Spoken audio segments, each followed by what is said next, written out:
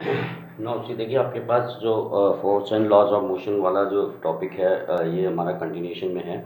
और अब हम इसमें करेंगे आपके पास न्यूटन्स का सेकंड लॉ ऑफ मोशन। तो यानी सेकंड लॉ ऑफ मोशन क्या है आपके पास, तो इसको स्टार्ट करते हैं।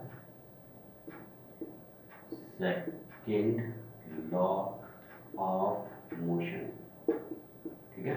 तो न्यूटन का सेकंड लॉ ऑफ मोशन क्या है ये मैं आपको बताऊंगा आपके पास। तो इससे पहले मैंने आपको बताया था कि मोमेंटम क्या होता है। तो मोमेंटम का जो था आपके पास फॉर्मूला था P is equal to m v, product of mass and velocity. And जो मोमेंटम होता क्या थी, ये वेक्टर क्वांटिटी थी, और इसकी जो यूनिट थी वो थी आपके पास, जो इसकी यूनिट होती है दैट इज द केजी। मास का मास होगा केजी और वेलोसिटी हो गया मीटर पर सेकंड। तो केजी मीटर पर सेकंड जो थी वो इसकी यूनिट आ गई थी आपके पास मोमेंटम में, ठीक है। अब मोमेंटम में दो चीज़ें आपको नोट करके चलिए। एक तो ये कि जो चेंज इन मोमेंटम होता है आपके पास, चेंज इन मोमेंटम, ये डिपेंड्स करता है आपके पास फोर्स के ऊपर, डिपेंड्स ऑन फोर्स, ठीक है। यानी अगर आप फोर्स अप्लाइड करते हैं किसी भी बॉडी के ऊपर, अगर हम फोर्स अप्लाइड करेंगे तो ऑब्वियसली उसकी वेलोसिटी में चेंज आएगा, और वेलोसिटी में चेंज आएगा, और क्योंकि मोमेंटम जो है वो गिवन दिया जाता है product of mass and velocity, तो मोमेंटम में भी चेंज आएगा आपके पास, ठीक है। यानी वो चेंज इन मोमेंटम जो होता है वो डिपेंड्स करेगा फोर्स के ऊपर। और सेकेंडली जो होता है ये डिपेंड्स करता है and also depends on time, ठीक है। फोर्स कितनी ड्यूरेशन के लिए लग रहा है उसके ऊपर भी डिपेंड करेगा। तो ये दो चीज़ों के ऊपर डिपेंड करता है। एक तो आपके पास फोर्स के ऊपर डिपेंड करेगा चेंज इन मोमेंटम, और दूसरा डिपेंड करता है टाइम के ऊपर। ये दोनों फैक्टर्स आपको इसमें याद करके चलने हैं कि जो हमारा चेंज इन मोमेंटम होता है वो इसके ऊपर डिपेंड्स करेगा, ठीक है। अब चलिए अब हम स्टार्ट करते हैं इसमें न्यूटन्स के सेकंड लॉ ऑफ मोशन को। तो जैसे मैंने आपको बताया था पहले भी कि जो न्यूटन का सेकंड लॉ ऑफ मोशन होता है, Newton second law of motion is used to measure the amount of the force that will act on a body.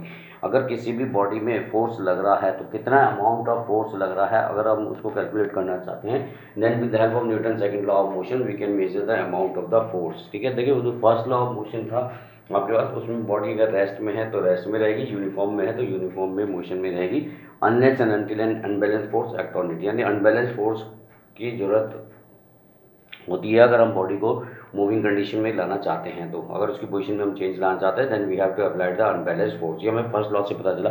Second law से हमें पता चलता है कि कितना अमाउंट ऑफ फोर्स हमें लगाना है किसी बॉडी के ऊपर, और कितना अमाउंट ऑफ फोर्स लग रहा है। If you want to know the amount of the force that act on a body, तो उसको मेजर करने के लिए, उसको फाइंड आउट करने के लिए न्यूटन के सेकंड लॉ ऑफ मोशन का यूज किया जाता है, ठीक है।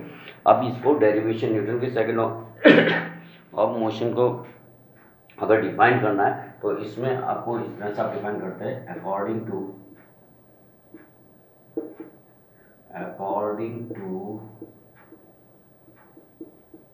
Newton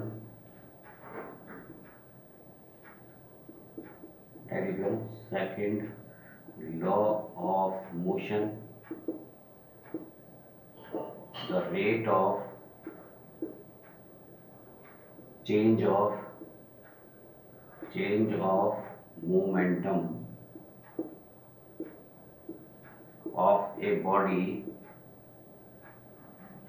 depends on external force applied, ठीक है।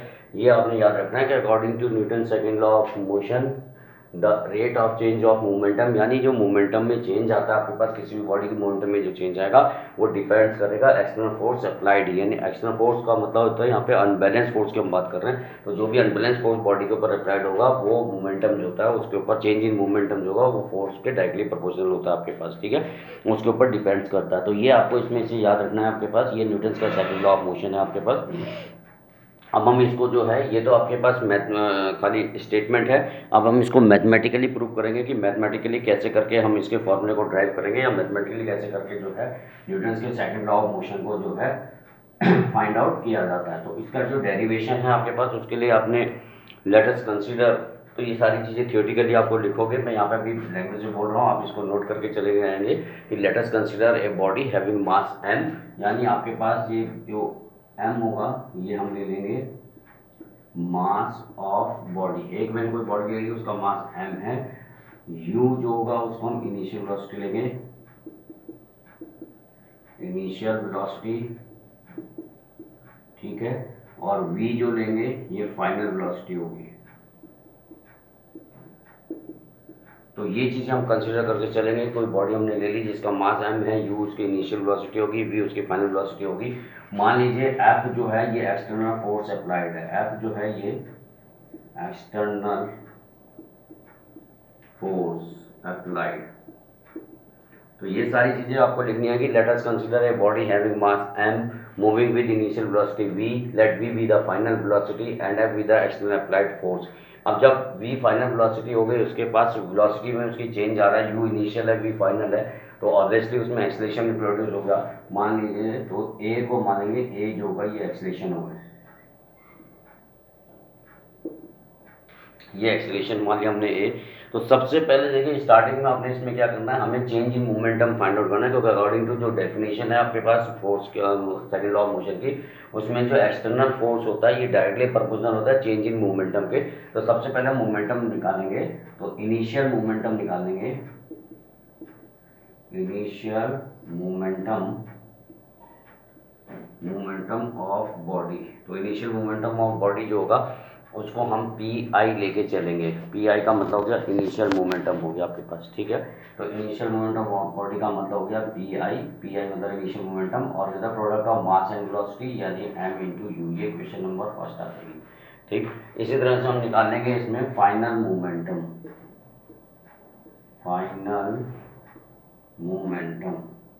तो फाइनल मोमेंटम ऑफ बॉडी, क्योंकि जब हमने फोर्स अप्लाई किया उसकी वेलोसिटी में चेंज आएगा तो मोमेंटम में भी चेंज आएगा। तो फाइनल मोमेंटम ऑफ बॉडी जो होगा आपके पास उसको हम पी एफ मान लेंगे, पी एफ मीन्स फाइनल, और वो हो गया product of mass and velocity यानी पी इक्वल टू, ठीक। और according to definition force is directly proportional to the change in momentum, तो हमें चेंज इन मोमेंटम निकालना पड़ेगा। तो चेंज इन मोमेंटम हो जाएगा फाइनल माइनस इनिशियल, तो यहाँ पर आप लिखेंगे चेंज इन मोमेंटम, तो चेंज इन मोमेंटम हो गया final P F minus P I, ये हो गया फाइनल माइनस इनिशियल। फाइनल था आपके पास, तो ये हो गया M V minus M U, M common आ जाएगा, इसका मतलब हो गया एम वी माइनस यू। तो जो चेंज इन मोमेंटम हुआ वो हमारे पास वी माइनस यू आ गया आपके पास, ठीक है। ये इक्वेशन नंबर आपके पास हो गई थर्ड। तो ये तीन इक्वेशन आपके पास आई, एक आपने इनिशियल मोमेंटम निकाला, एक आपने फाइनल मोमेंटम निकाला, और एक आपने जो निकाला इसमें वो चेंज इन मोमेंटम निकाल दिया आपने बस, ठीक है। तो ये तीनों चीज़ें आपने इसमें से याद करके चलनी है। अब इसमें देखिएगा कि हमने स्टार्टिंग में कहा है,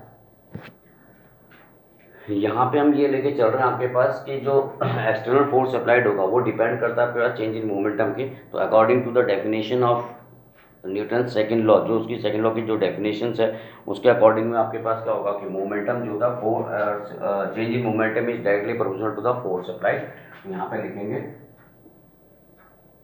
ऑल्सो जो फोर्स अप्लाइड किया, फोर्स आपने कितना अप्लाइड किया, एफ जो है वो अमाउंट ऑफ फोर्स आपने माना है, तो also F is equal to change in momentum यानी M V minus U oblique time, क्योंकि मैंने आपको बताया था कि ये टाइम के ऊपर भी डिपेंड करता है, तो ये राइट अपॉन टाइम हो जाएगा आपके पास। ये होगी इक्वेशन नंबर आपके पास आ गई फोर्थ, ठीक है।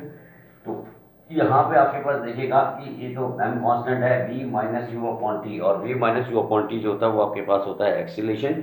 सो in place of v minus u यहाँ पे इसको याद करके चलिएगा कि ये m माइनस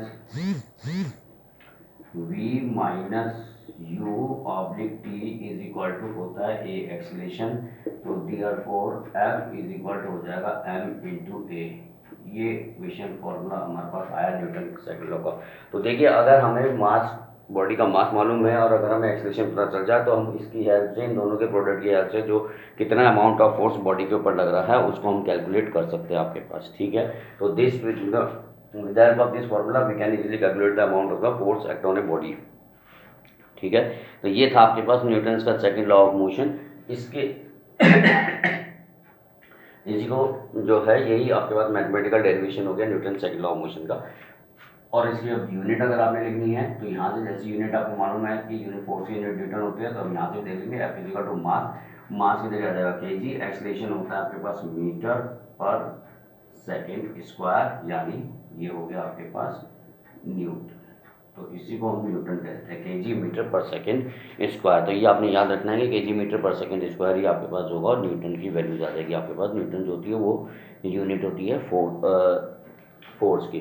तो ये था derivation of Newton second law of motion. इसको इतना रखिएगा, फिर आगे इसमें कंटिन्यू करेंगे इसकी एप्लीकेशंस को। Thank you.